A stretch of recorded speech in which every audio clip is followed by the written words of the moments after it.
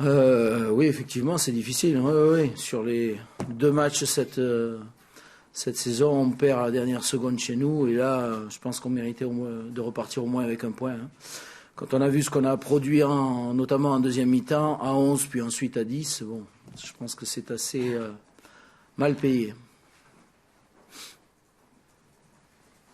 C'est pas la première fois que Valenciennes rate sa première mi-temps. Aujourd'hui, vous avez un peu une explication? On n'a même pas manqué la première mi-temps, on a manqué les 20 premières minutes. Et puis après, on s'est mis à jouer. Voilà. Seulement, dans le foot, il ne faut pas attendre d'être mené pour jouer, quoi. Et malheureusement, on prend conscience de nos possibilités alors qu'on est 0-2, quoi. Et après, on se met à jouer, on est performant en se créant des occasions, on est performant aussi sans se mettre trop en danger défensivement. Donc, on est capable de faire les deux, mais il faut prendre conscience qu'un match, ça commence à la première seconde et non pas à la 20e, quoi. Et pourtant, on savait comment ça allait se passer. On savait qu'il avait mis 3 joueurs dans l'axe pour libérer les côtés. Donc, bon, on s'était organisé en fonction de ça. Malheureusement, on s'est laissé piéger.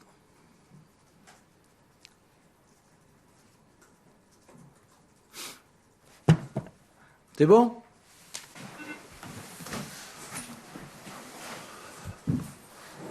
Bonsoir. Oui, bien sûr. Ouais. Très bonne première mi-temps, très mauvaise deuxième. Voilà, ça fait une moyenne. Je m'attendais à l'inverse, c'est-à-dire qu'avec le nouveau système qu'on avait mis en place, je m'attendais à quelques difficultés pour trouver ces marques. Et puis on les a vite trouvées. On a mis 2 buts assez vite. Et on finit bien cette première mi-temps où on peut en mettre 1 ou 2 de plus. Et puis derrière la mi-temps, il y a le trou noir, on recule, on ne garde pas un ballon, on n'arrive pas à faire le break. Et heureusement que Valenciennes perd un joueur sur carton rouge, parce que je pense qu'on aurait pu se faire rejoindre sur la fin. Comment vous expliquez, cette panne soudaine ? Franchement, bon, les images vont me le dire demain, mais on a beaucoup trop reculé.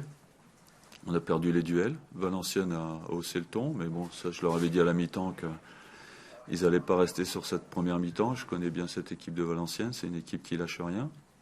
Nous, on a desserré un peu les boulons, on n'a pas gagné un duel, on a reculé. Quand on avait le ballon, on le perdait.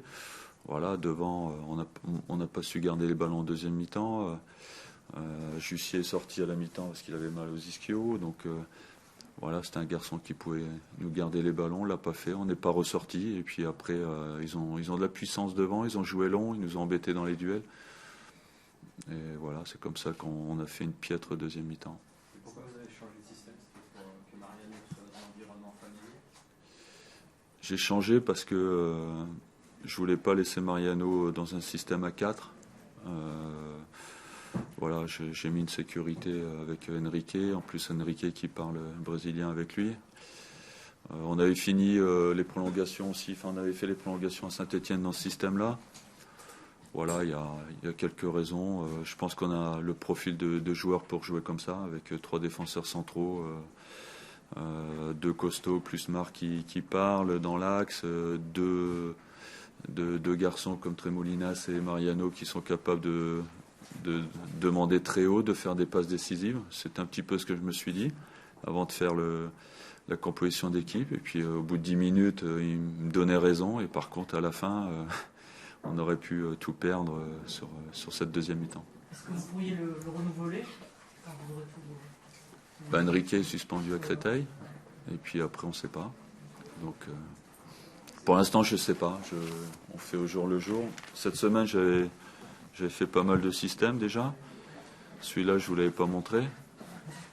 Donc, je l'ai fait à huis clos. Voilà. Donc, parce que comme vous racontez tout, il a fait 90 minutes. En deuxième mi-temps, on ne l'a pas trop trouvé. Je trouve qu'il a disparu, mais pas tellement de sa faute, parce que physiquement, il avait encore du jus.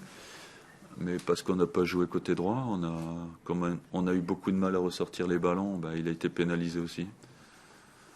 Mais il a fait des éclairs, il fait une passe décisive.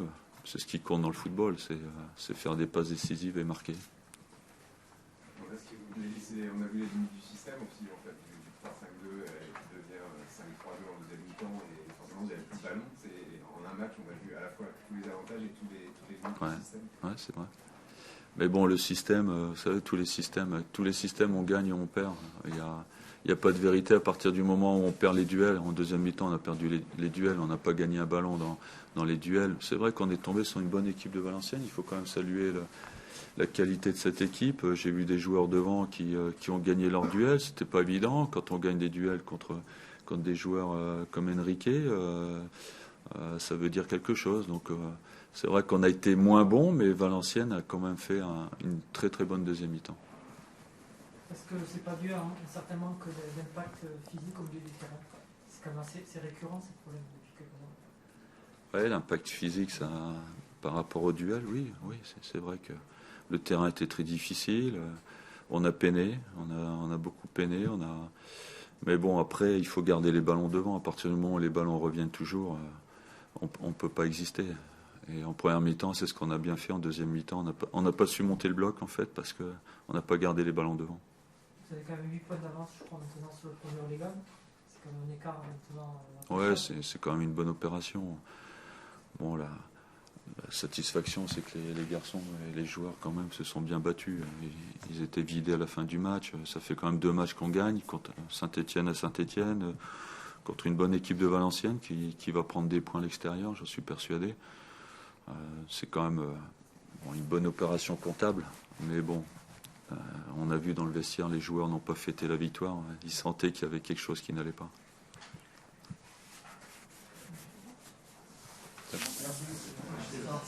Comment? Ah, bon, c'est qualifié. Il est dur.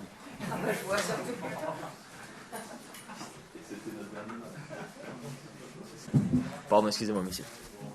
Si, on l'a bien fêté, si, c'est même Coco qui l'a fait. Coco, vous savez? Maurice, Nico. Non, il a créé son premier but et c'est sûr, c'est un match difficile, mais ça fait toujours plaisir. Il y a 2 mois de ça, ces matchs-là, on ne les gagnait pas. Donc ça prouve bien que l'équipe et l'état d'esprit a vraiment changé.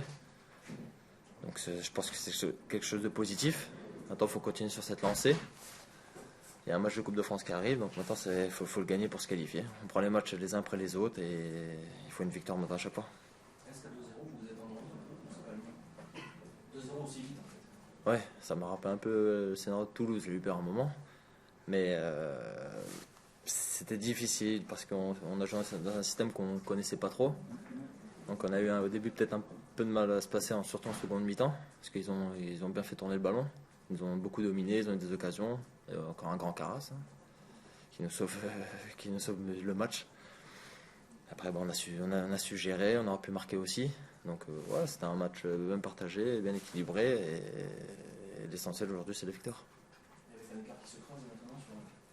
Ouais, c'est sûr, ça fait du bien. On en parle aussi entre nous. La zone rouge, elle s'écarte un peu plus. Mais on sait que ça revient très vite. On voit même qu'Ajaccio a encore gagné. Donc ça prouve bien que le championnat n'est pas terminé, que la zone rouge n'est pas très loin non plus. Donc il ne faut pas se reposer. Il faut continuer à travailler et à continuer. Ouais.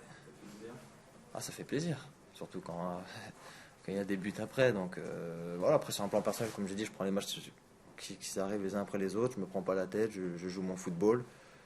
Si j'essaye d'apporter quelque chose à l'équipe. Bon, ça a marché ce soir, donc j'espère que ça va continuer dans l'avenir. La plus belle, c'est que tu fais la plus mauvaise. Pied gauche. Donc c'est la plus belle, voilà. Ouais.